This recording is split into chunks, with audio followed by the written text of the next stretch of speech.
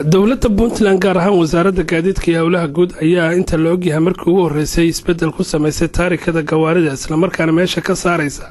kala dambeynta taarikada iibka gaarigana lagu qiimeyn doono nooca iyo motorkiisa sidoo kale taarikadan oo ka kooban xarfo kooban ayaa lagu sheegay in laamaha ammaanku ay si fudud ula socon karaan dhaqdhaqaaqa gaariga wasiir ku-xigeenka howlaha guud ee gaadiidka dowladda Puntland Cabdiraxmaan Yuusuf Tijaana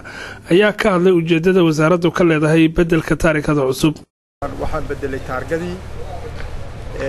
waxaana rabnaa haddii alla ilmo sidaad maqasheenba taargadaas cusub hadda inay dhaqan gasho ilaahay ilmo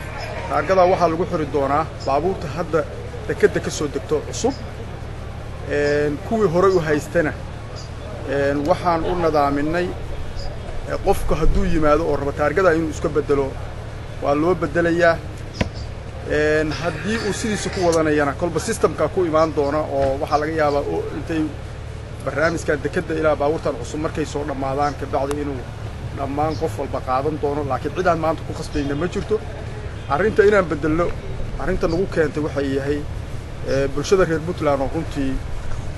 konseyn badan ama cabasho badan ka muujisay waxaa jirta baabuur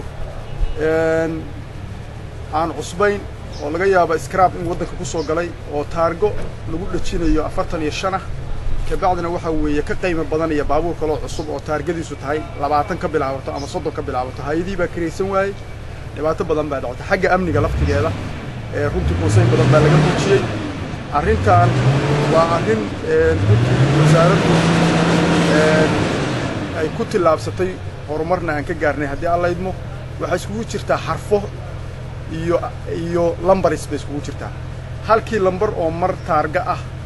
oo mar waxa weeye la qaatana mar labaad ma soo noqonayo baabuurka conditionkiisu de kolba model baabuurka lagu gataa laakiin taarga lagu ma gadan doono haddii alla idmo Ahmed Sham, Home Cable TV, Boosaaso.